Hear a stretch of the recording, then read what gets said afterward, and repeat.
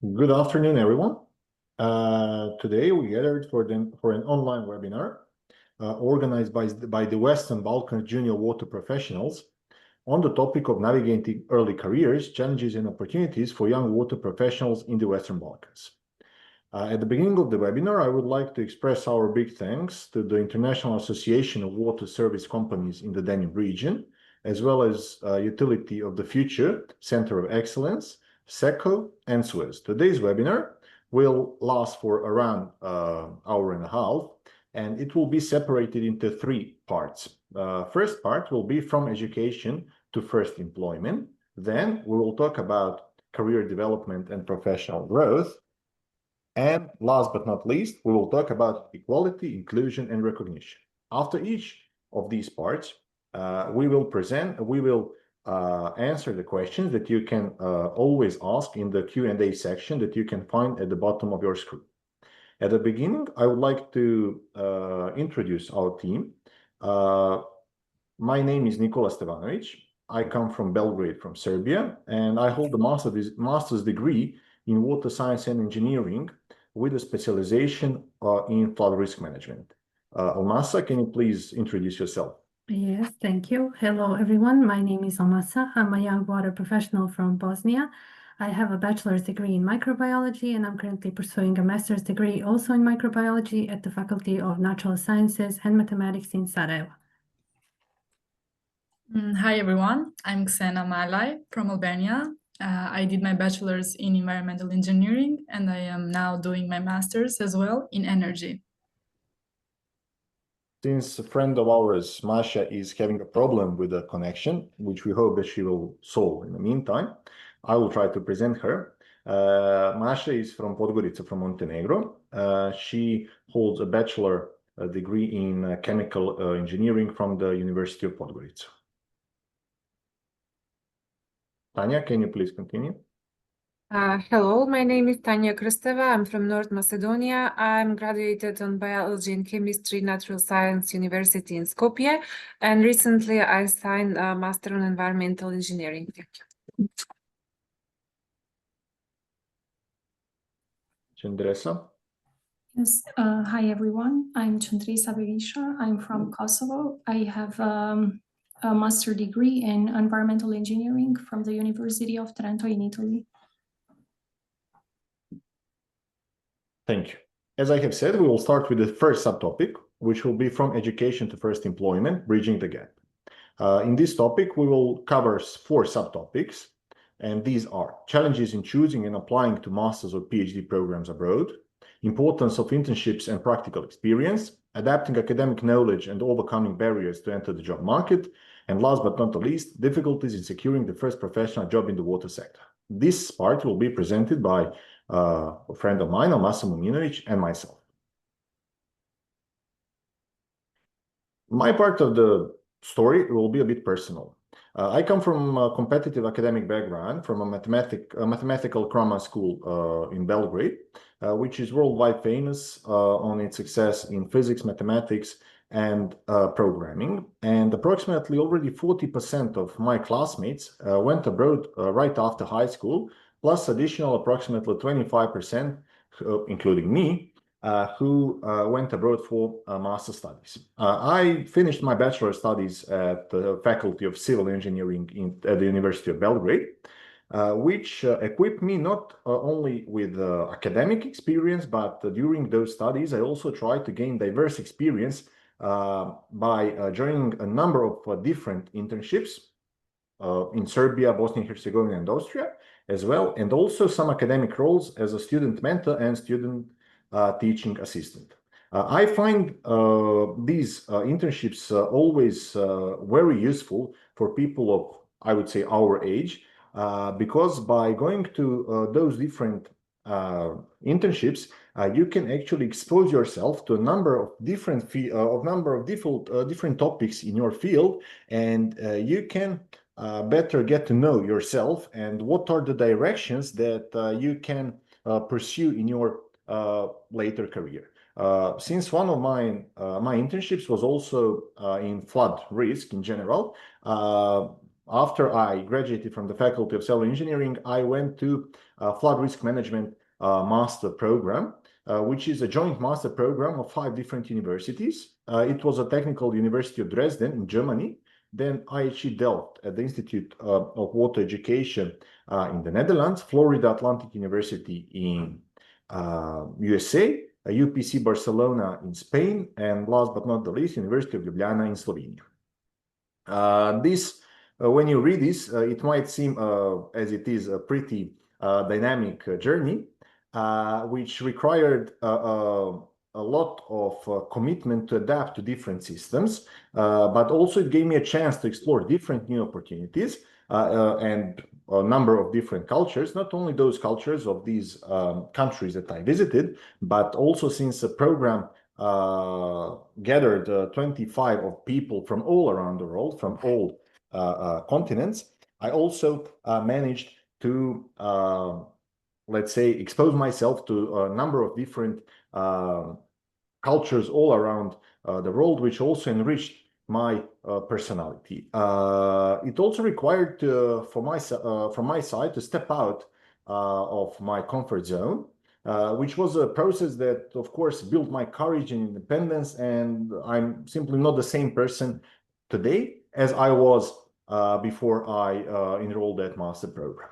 I would like to encourage all of you who are in your 20s that for the majority of you, there will be a plane that might take you away from home, either for studies or for work. And I encourage you to take that plane. It doesn't mean that you have to stay abroad. You can always, with all today's aviation connections and other possibilities, you can always come back.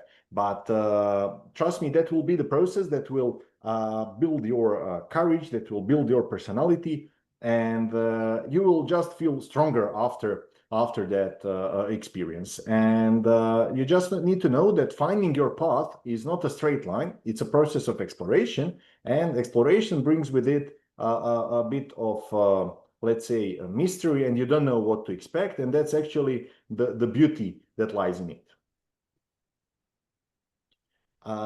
Before I, let's say, finish that master's, I faced a number of challenges, and some of them were challenges in applying. And I will try in short lines to say what were the lessons that I learned in this journey. As graduation approaches, I know that majority of students, including me at that time, feel lost and uncertain about the possible career directions. You feel that you don't know how your life will look like in a couple of years, where you're gonna be. But it's important to know that that feeling is completely normal, and you can see from my side everything is. I mean, you managed to overcome that. It's just important to take that first step. For a number of people who are applying, the moment when they want to apply for a master program is the first time in their career or life that they are faced to research. At that moment, that research comprises research in websites, searching for a program. Then if you want to prepare your application well, then you need to dive deep into that program to see what you're gonna study there. Do you like that? If yes, what are the exact fields that you want to go even more specific into? But not also this, let's say, scientific part. Also, the procedure, the application process is often bureaucratic and pretty much time consuming. And it requires writing motivation letters, recommendation letters that you want, that you ask your professors to write for you, a transcript of records, English certificates, a number also visas, residence permits, a number of different, let's say, bureaucratic things that needs to be done prior to actually going abroad. I know that for majority of people from our part of the world, which is the Western Balkans, we face financial problems, and especially countries that are not in European Union cannot provide the same, let's say, level of tuition fee as possible students from European Union. So securing scholarships is a very important step in actually going abroad. So if you are interested in, I can also share with you some links where you can find additional scholarships. In general, you have two models. One model is either the program that you're applying for is providing the scholarship, or there are you get accepted like academically, and then there you find scholarship like externally, like besides all that. Personally, in my case, it was my scholarship was part of the program, but I also know a number of examples that actually followed the second path. Looking back from this point of view, applying for my master studies was an excellent training for current PhD application that I'm now in process of writing. And also, as I had said, the whole you should trust the process, enjoy the process, and feel that through every application you build up your skills. And even if the negative of application is, even if the outcome of application is negative, you should learn something from that application. Do not take failure personally, because it's definitely not. It's all part of the process. And just remember that you just need one door to open. You don't need that all your applications are successful. So put a lot of effort of it. Trust yourself, first of all, and believe that you will, and you definitely will read the positive email that's actually in which it's written that you got accepted to the program that you wanted. Thank you. Thank you, Nicola, for sharing your experience. I'm sure that it's going to be really useful to anybody who is considering taking a similar path like yours in the future. While we are on the topic of bridging the gap between education and the first employment, my focus in the next couple of minutes will be on adapting academic knowledge to professional practice and challenges young people face while trying to enter the job market and secure their first professional role. To put the early career challenges into context, I would like to begin by examining the overall unemployment situation in our region. If we look at the situation between the 2000s and 2023, we can see that the youth unemployment rate is significantly higher than the overall unemployment rate. In some countries, for young people, it even reaches 50 to 65%, which is definitely discouraging and shows that the challenges that are there when transitioning from school to work are really persistent. And for young people in the Western Balkans, it can sometimes be harder to enter the job market compared to staying in it. But of course, these numbers are not just statistics. Behind them are the real life stories of people who try to secure their professional future. And that journey of entering the job market and securing your first professional role, for example, in this case, in the water sector, at least in theory, should look something like this. After you graduate, you begin the job searching part and you expect to find the job in your desired sector, in this case, in the water sector. But we all know that in practice, this journey looks way different, and especially the job searching part is followed by many different challenges. When it comes to the water sector, for example, the first challenge I faced was the weak industry promotion. As somebody with a degree in biology, in my university, we didn't mention the water sector almost at all. I believe that the situation is different for people who study engineering, but even when the water sector is mentioned, it's often described as old-fashioned, as slow, as a sector where there's not a lot of room for improvement, which is not far away from the truth, but that narrative is definitely needs to be changed, and by young water professionals. So before the job searching even starts, the water sector loses a lot of potential young talents simply because it's not well promoted. One of the biggest challenges is the misalignment between university education and sectoral needs. I think we have all been in that situation when you graduate and you start searching for your first job and you finally find a job ad for the position you want, and you start reading the requirements and realize that studying anywhere from 3 to 5 years is definitely not enough, and it seems like you need 101 more skills just to secure that first professional role. And we know that there is a big gap between what universities teach and the fact that they prioritize theory over practical skills, while the water sector in our region is facing many different problems, like a lot of non-revenue water, like a lot of leaking, like lack of digitalization, and it's in need of people who are experienced in GIS mapping, SCADA systems, and other digital tools, while the universities don't offer that, and you often have to do a lot of different courses after graduating just to fill the requirements for the position you want.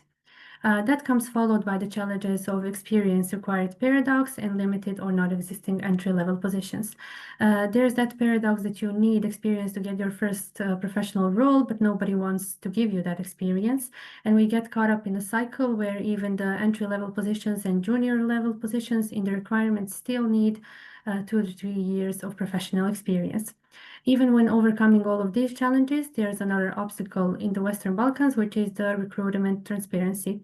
And it's not only the fact that private connections are often more valued than motivation to learn and skills you have, it's the lack of feedback and communication while applying for jobs and getting rejected out of reasons that are not very clear.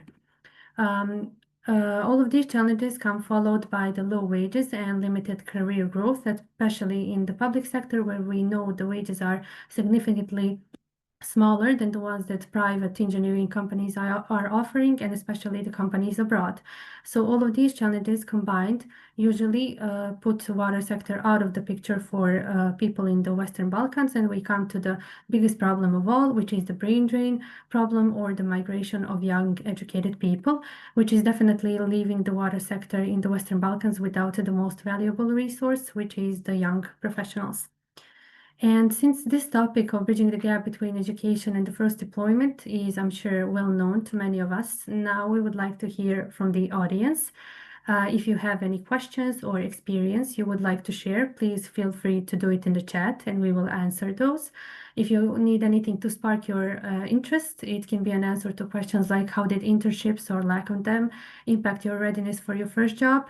For those who consider studying abroad, what were the main challenges and benefits you experienced? And if you see that we mentioned some of the challenges you faced, how was your experience with that? And do you have any tips or experiences to share when it comes to entering the water sector? Of course, don't feel obligated to answer these. Feel free to share anything you feel like is meaningful in the chat, and we will give you a couple of seconds to think about it.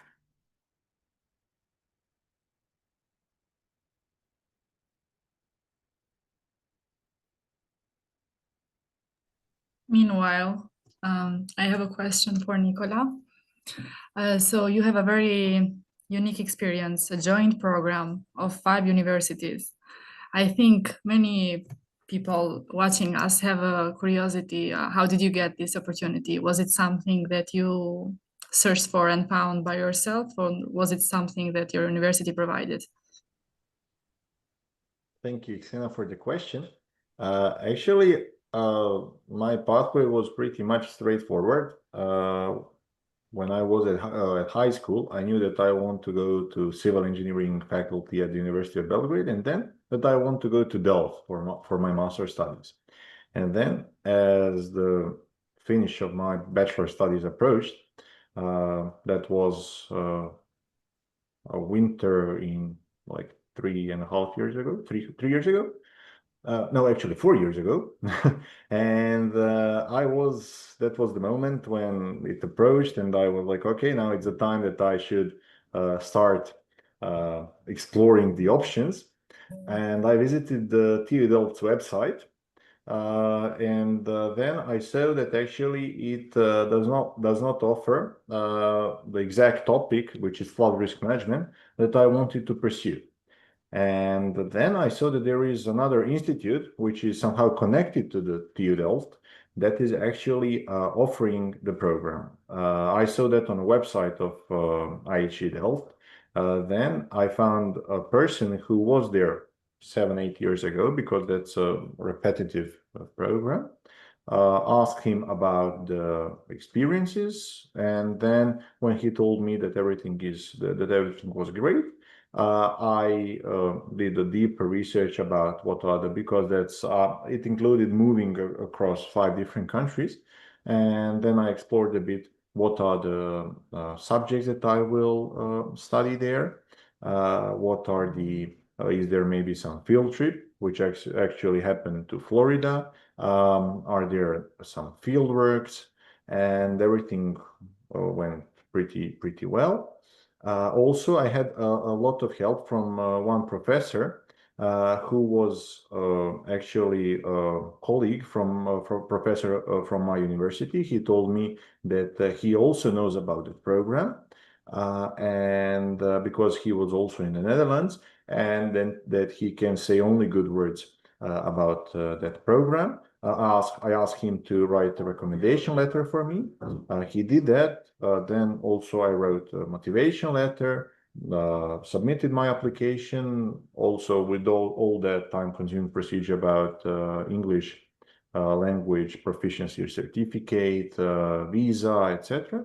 And then I don't know, 4 months later or 3 months later, I got an email that I'm accepted.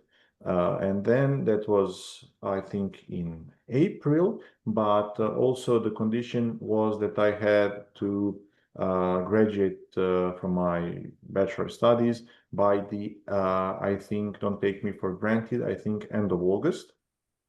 So which meant that I have to pass all the exams in time to do my bachelor thesis, and at that moment, actually, all these prerequisites were, I mean, those 4 months between April and August at that year were, you know, Busy.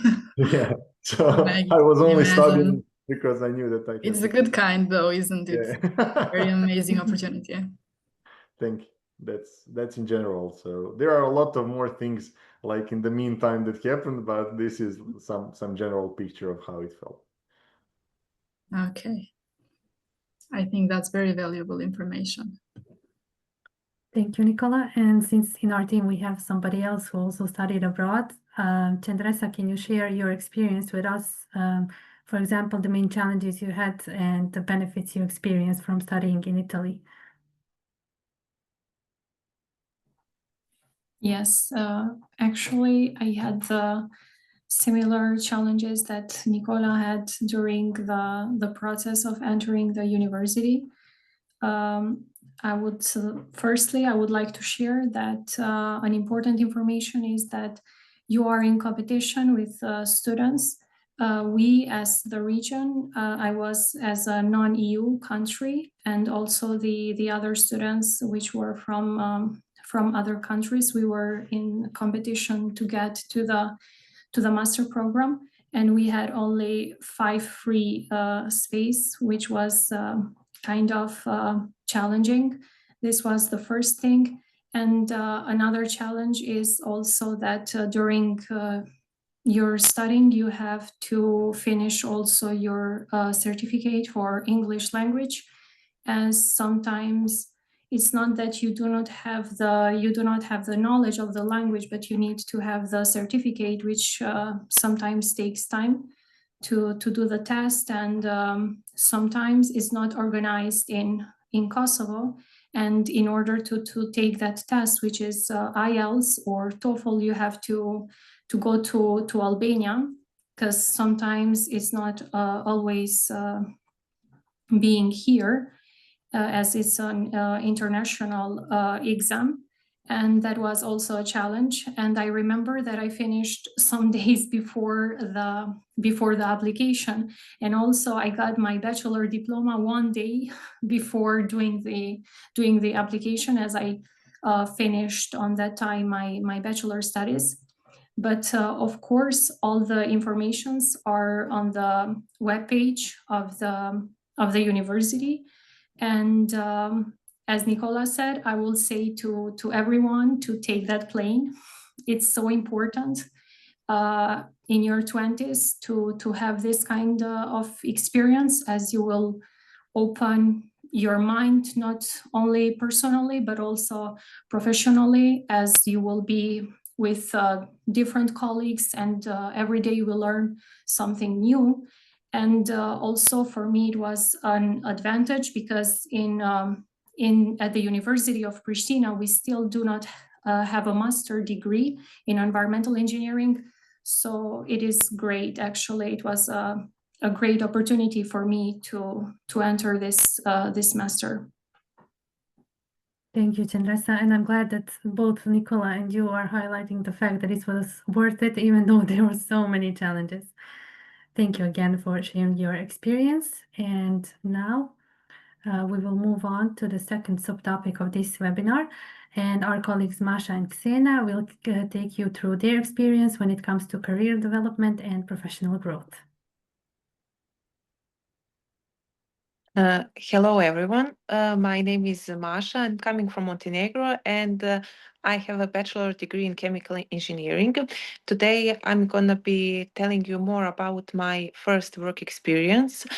So actually, this is my first job. I work as a young water professional in the Utility of the Future program, which lasts 1 year. What I really like about this position is that you don't have to have any prior work experience, which is good for all young people to work for the first time and learn directly from professionals and senior colleagues who are willing to share their knowledge. So when I first started working, everything for me was new, which made it more exciting. But moving from theory to practice for me personally was a big step, because at university everything seems simple, but once you start learning, once you start working, it's much more dynamic. At first, when you start working, you don't have your tasks are small until you realize even small tasks connect to the bigger picture. That's when I realized that technical knowledge is important, but soft skills like communication, teamwork are just as essential. So for me personally, this program has been the perfect bridge between what I learned at the university and what it really means to work for the first time, especially in the water sector in this program. One of the other things about this program is that you have the opportunity to work with professionals and senior colleagues. So as someone with no prior experience, I learned from everyday situations, like watching how they work, basic conversations to joint tasks. The best lessons always come from real work and real experience. I've also realized that it's not only important to seek for advice, you just need to help someone who is just starting one day, like me. Mentorship gives you guidance and confidence, but your real growth depends on how much you participate and how much you are eager to learn. So during this year in the Utility of the Future program, I realized how much your first job can shape your professional self and to decide what you want to do in the future. Mentors and colleagues guide you, but what really drives you is how curious you are and how engaged you are. So just like if you stay open-minded and curious, even the smallest experience becomes a lesson that move you forward. And just like in the water sector, every drop of knowledge and collaboration makes a difference.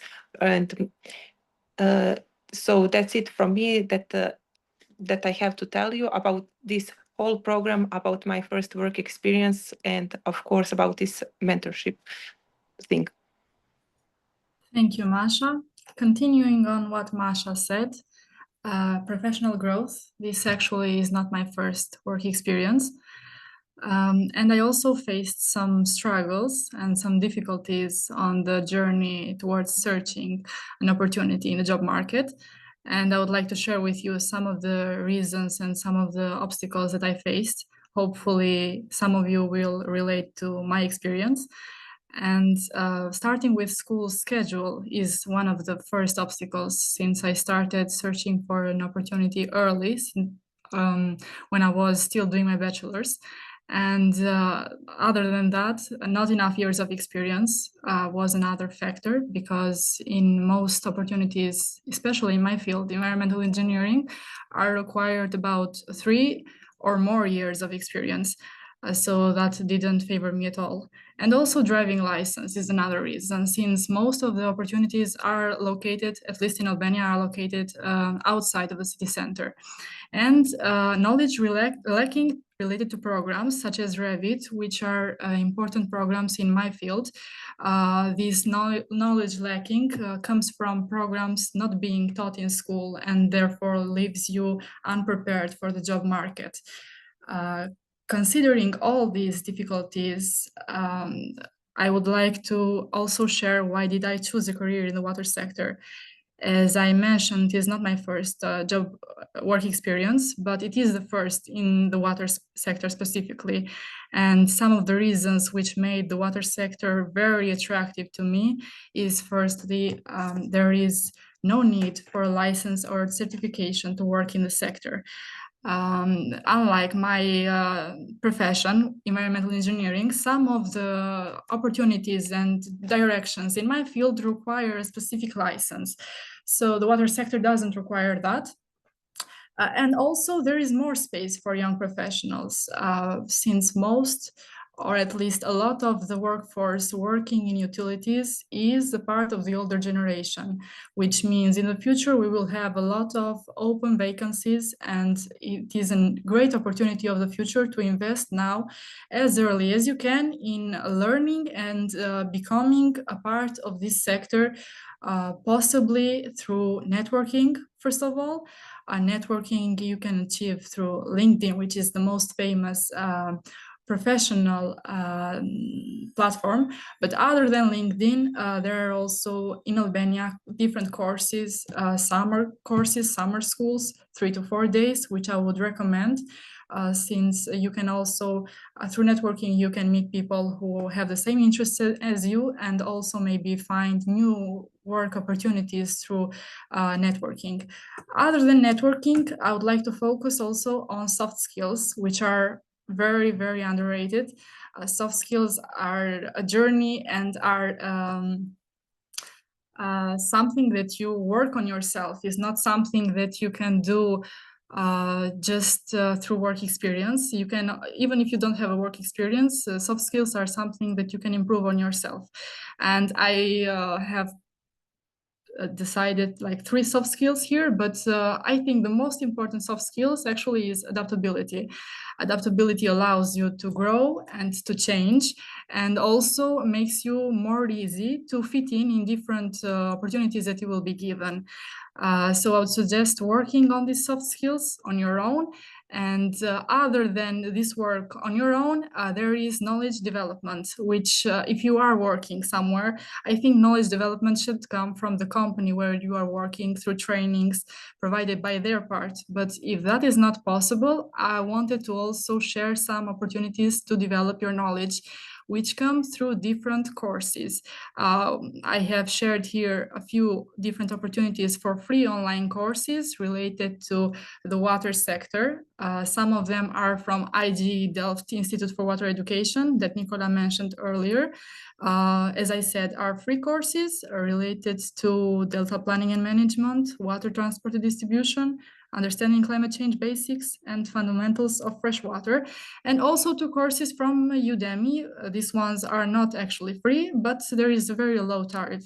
So if you are searching to get involved in the water sector, and if you want to develop and start your journey now, which I would suggest, I think you should consider maybe these courses and grow your knowledge as much as possible, so that when the right opportunity comes, you will be ready. And also don't forget to follow our page, our platform, Young Professionals of the Western Balkans. I'm hoping that this platform that we have will become more bigger, and we will grow not only with numbers, but hopefully we will have new programs related to this platform that we have built. And so I think you should join us, and hopefully we will have more opportunities in the future. So I would like now to go to the questions part. If we have any discussions or something that sparked your curiosity, let me know.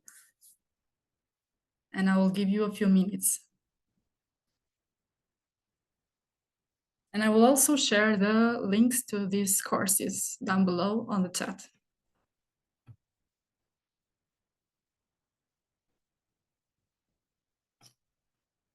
While we are waiting for people to reflect on what you said or probably ask something, I would like to ask Masha. You mentioned that this is your first job, right? Do you maybe know if the same opportunity will pop up in the coming year or years regarding the utility of the future? Yeah, sure. The program will incorporate another 6 young water professionals, and all of them can check the call in our LinkedIn account in the next following months. So stay tuned. Thank you.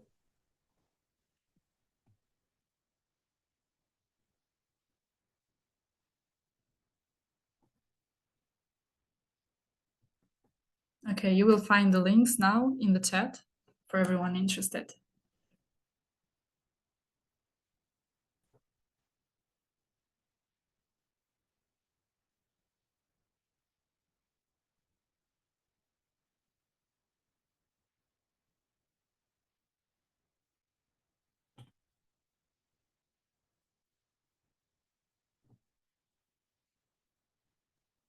The program is called Utility of the Future program, and you are applying for position young water professionals.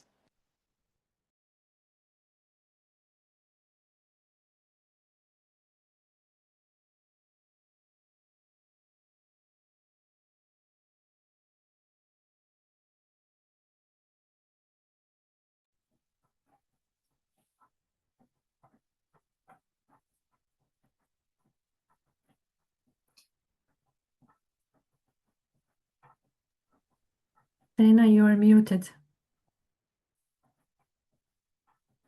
Sorry.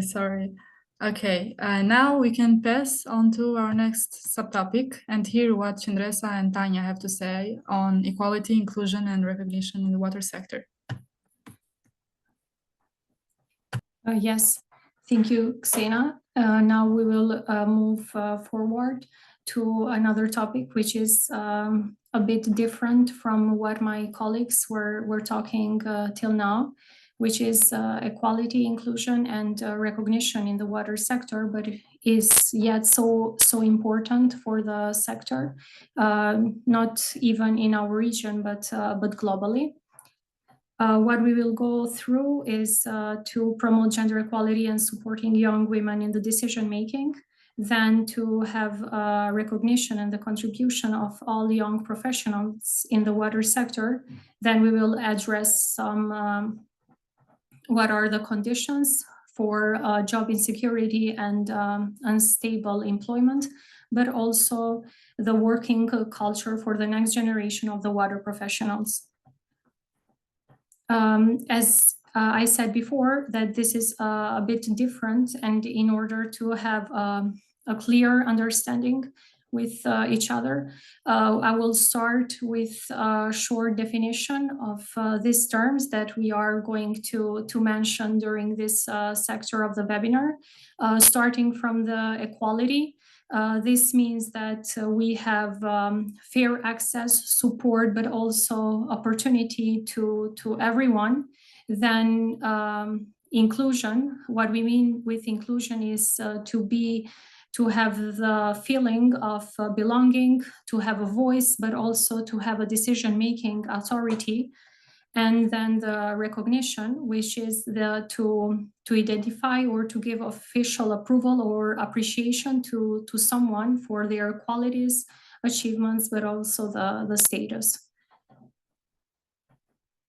As we start with the first point, which is promoting gender equality in the water sector, I would like to start this part with such a simple question, is that if we all know that all of the water jobs globally are almost or entirely dominated by men, as we can see from these graphs, we can see even from the first one that 79% of the employees are men globally in the water sector, and the percentage of the women that are engineers but also managers in the water jobs are 22 to 24%. And we can see that the percentage of the women in the sector, it is really low.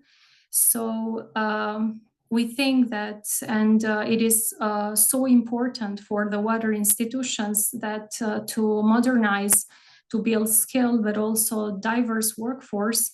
And this means to include women in the sector in order to tackle all the water and sanitation challenges, the scarcity, but also the climate change and the time that we are living with all of this environmental challenges that we have. We can move on to the region, and we can see that also in the region we swim on these uneven waters, and we can see that even in our countries, as starting from Bosnia and Herzegovina, we can see that 82% of engineering roles are holding by men, but also 90% of the IT roles. And in the water utility staff, it is a percentage of 26% of the women, which is in the sector. Also going to North Macedonia, we can see that in the water, but also wastewater sector, only 11% of the employees are women. The situation is something the same in Serbia, and also in Albania, where we can see that the operation roles in Tirana are only 50% in the companies in the water sector, and the same is for Kosovo, where only 12% of the operation roles are for the women, and there is no upper or top management role for the women. And we think, as young people, that it's time to take actions, and these actions can be taken by we can go on, and we can see that in order to empower women in the water sector, we have to start from the first thing, which is to have support systems, but also to see role models. We know that globally, only 38% of the girls go to the STEAM degrees, which is a low, and it is important that before they go from the high school, before going to decide for the university, we should show to the young professionals that they have role models. They can also be managers in the sector, but in all of the STEAM directions, but also they can have professors, which are women, but also teaching assistants, which is important and will encourage young women to go to the STEAM direction. And another important thing is the women's networking opportunities, but also scholarships and mentoring program. Here we can see some logos. The first one, it stands for Women in Energy, which is a program that I was part during my bachelor study, which this is so encouraging for everyone, but also it was for me, and I just want to share now my personal experience. And this was a scholarship for young women in Kosovo, only for the girls which were studying STEAM, and they had the first internship opportunity for 6 months. And for me, it was a great experience. And I did the internship in Kosovo Agency for Energy Efficiency. And here I have 2 logos, which I can share after if someone is interested. with networking opportunities and also scholarship, which is the Global Engineer Girls in Kosovo, and is all leading by women in the STEAM sector. And there you can find scholarship, but also mentoring program. As far as I know, this group is also in North Macedonia and in our region. And also another networking opportunities, which is more globally, it is the Society of the Women Engineers. So now I will let the stage to my colleague Tanya. She will continue.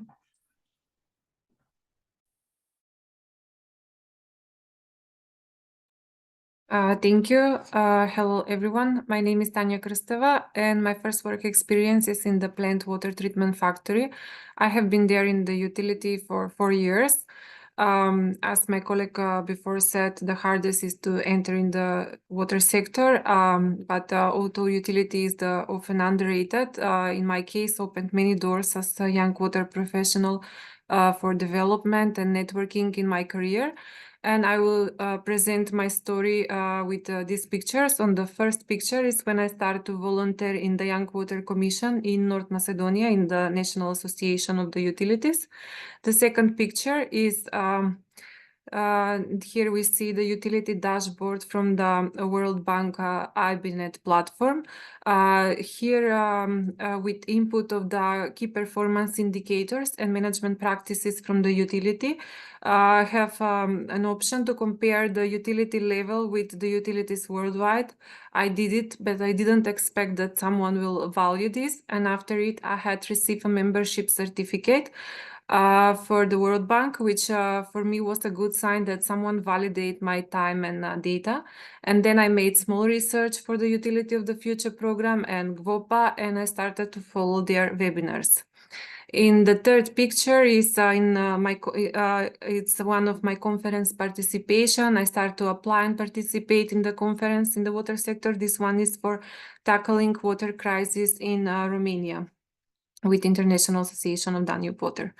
The picture down is a position paper. Here it was a call for International Association of Danube Water for making a position paper. It was a 9-month project for peer-to-peer exchange. We were 8 people from the 6 Western Balkan countries. Our scientific page was for raise the water awareness and young water perspectives and key challenges and recommendation for sustainable water management and in the Western Balkan. We finished this project, and we also realized that water awareness should be also with more attention. So we'll AIWD, they made a campaign for raise the water awareness.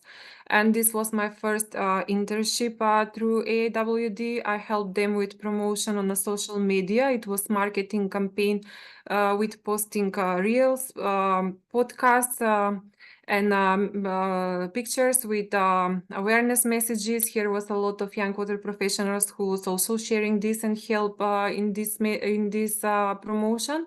The aim was to show that everyone deserves safe water, how much water is wasted daily, how much could be saved, and how infrastructure issue contribute to the water loss.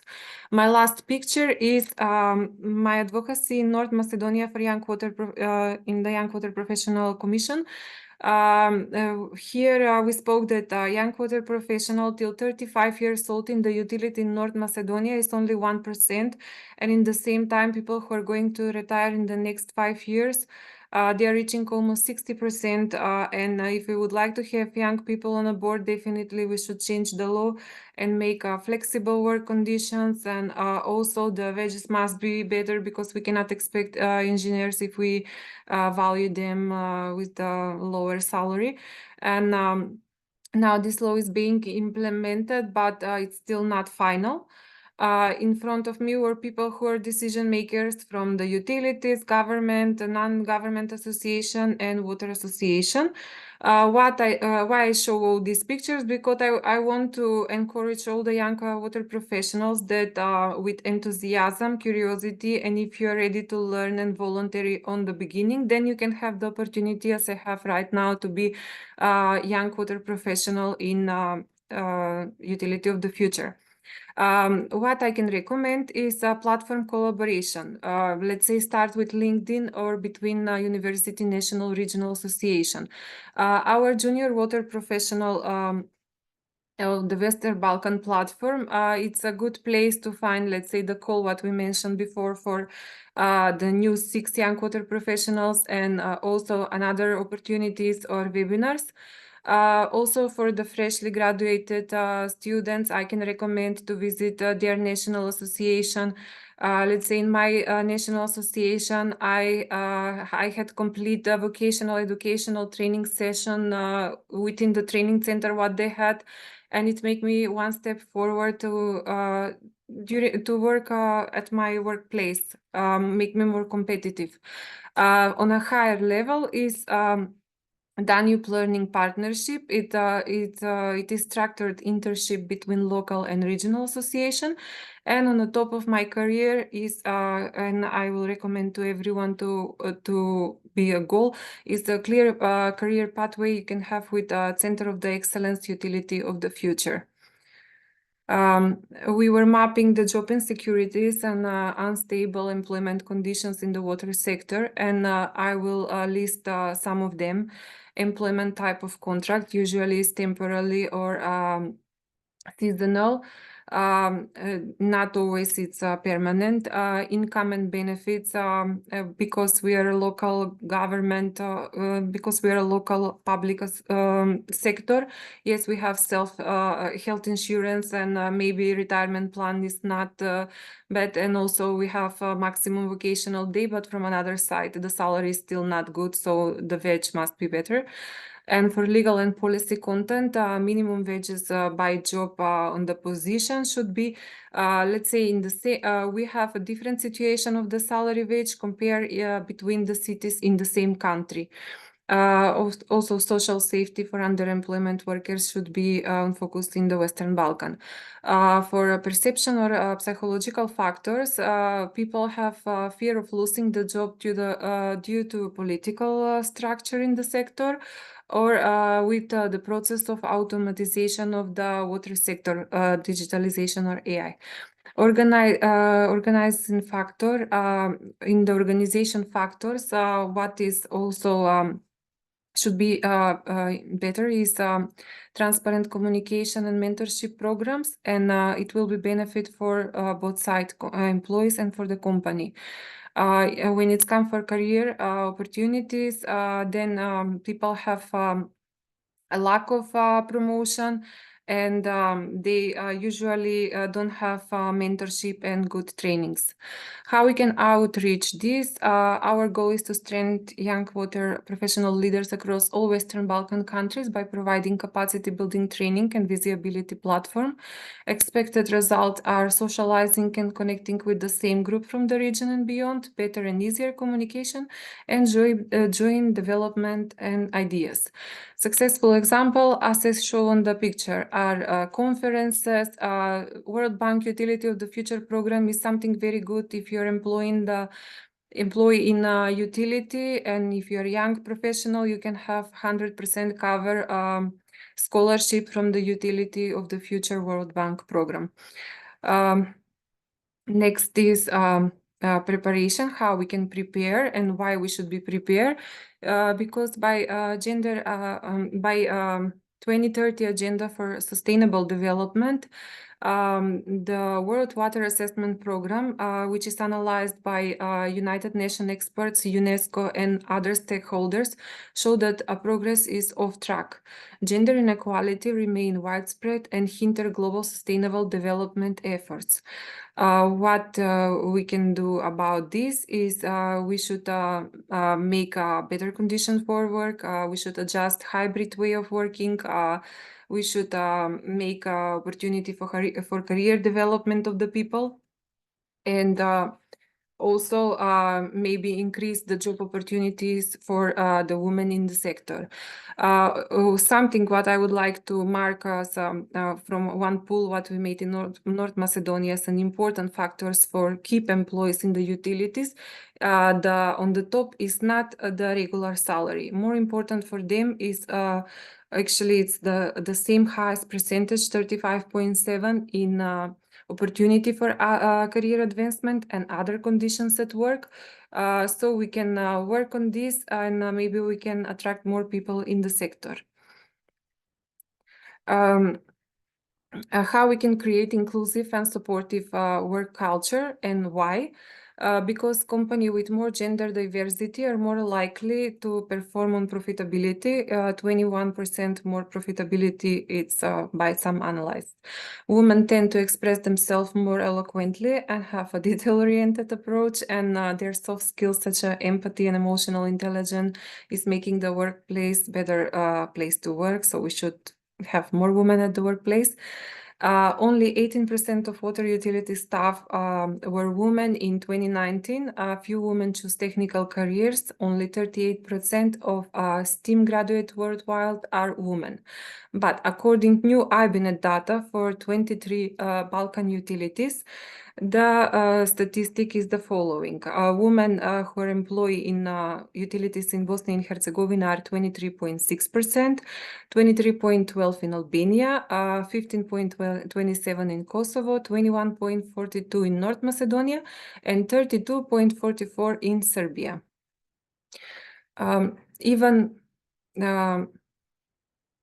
Even we are having relatively low percentage, there is a visible growth for women in several countries, example Albania, Serbia, and North Macedonia. And some Western Balkan countries are slowly closing the gap with the EU average youth employment situations.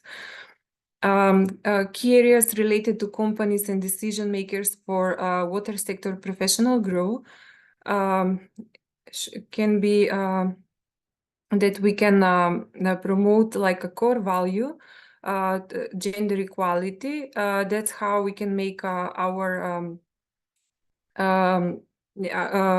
with increasing the young water professionals, we can make gender inclusion and core value business goal. We should act now for the future of the water, and by investing in young water professionals, we are fostering inclusive workforce strategies to secure a sustainable and innovative future for the water sector. Now we can discuss if someone has examples or have some question regarding equality, inclusion, and recognition in the water sector. Have you ever felt excluded or treated unfairly due to gender? Or if it's yes, then how did overcome this situation? So feel free to text us, and now we have open session for this discussion. Or if you have any other questions. Can I also ask another question for you, Tanya? Sure. So you have a lot of experience, and I think you can tell us more, especially for your country, I think. Is it easy, the connection between newly graduates and the local associations or utilities? And is there any new program that you can tell the audience for a new channel and a new, better way to connect the newly graduates to opportunities there? That's why I said that I recommend to freshly graduated young people from the water sector to visit our local association. We had situation from students who heard in Kosovo for our association, and now they're very involved in the association. If you made research regarding national association in your country, then you can see there is a lot of opportunities. And as I said, the hardest part is to enter in the water sector. But if you go through national association, you can have vocational educational training, which I hopefully believe that it will make like which will be included maybe in the future in the requirement in the job position. Right now, I'm talking for National Association in Macedonia. They're in their informal communication with the university to make some kind of collaboration, and everyone is welcome. The point what I can mark is that young people, they want fast promotion, or usually they don't accept to get voluntary job. In my case, I was working 3 years voluntary, and then I gained a lot of experience and someone recognized my experience. So I encourage all young people to make voluntary activity, get involved, informed. And of course, because as I said, we're only 1% until 35 years old. So definitely we have a lot of opportunities. And I think the situation is the same almost everywhere in the Western Balkans, that there is a lack of young people on the water sector, especially in the utilities.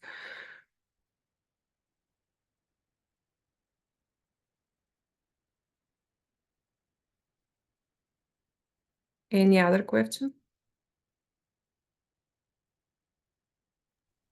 Thank you, Tanya. It's not the question. I just wanted to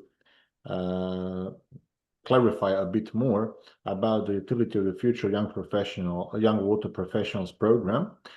It's a program, or actually this was the first year of the program, which aimed at the fresh graduates, as I have wrote in the chat, which aimed at the fresh graduates for their first working experience.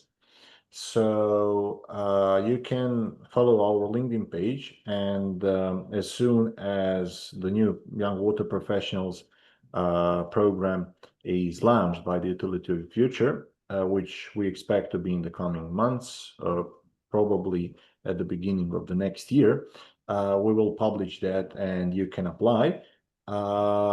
In the first year, when we applied, there was a call for one person from each of countries from the Western Balkans, and I guess that it will be the same in the next year, and we would definitely like to encourage all of you to apply for that program, because it really gives you a sense of how the whole system works. And it also opens some new doors for you and for your career development. Please feel free, if you have any questions, to write them in the Q&A section so that we can answer. Of course, you can always contact us by either our email that's written on the slide, or by messaging us at our LinkedIn page. Yes, everyone can go to the LinkedIn and follow the page, as we are also sharing other opportunities for young professionals, not only, but also other mentoring, but also courses that are online, so they can check the LinkedIn page.